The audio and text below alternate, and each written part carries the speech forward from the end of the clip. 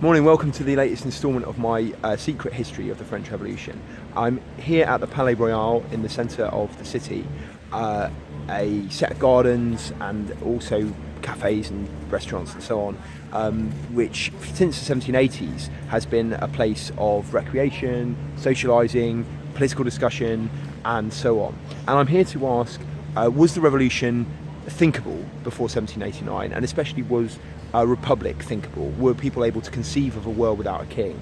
And this is something that historians have written a lot about. People like William Doyle have argued that there were no republicans in France before 1789, and in many respects I see where they're coming from, and I think it's very easy to read back people's attitudes because of what happens after 1789.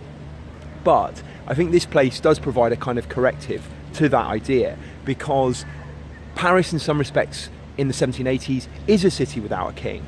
Louis XIV, long ago, over a century ago, has moved the royal residence out to Versailles, and people who are gathering here and drinking their coffee here, and they're drinking coffee in vast numbers and they're setting fashions that Versailles is following rather than leading. They are used to a world without a king, a political world at least without a king, and they are engaging more with the city authorities. They're engaging with Philip, Duke of Orleans, who owns these gardens and allowed people to come freely. He opened it up to the public in the 1780s, basically in order to help him pay his debts.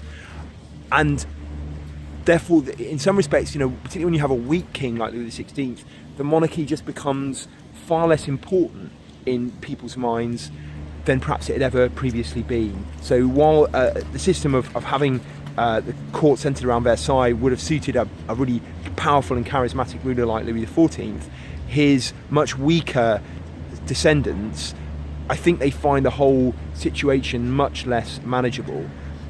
And I think this kind of raises the pressure on the monarchy pre-1789 and almost is enabling people to ask what the purpose of monarchy really is.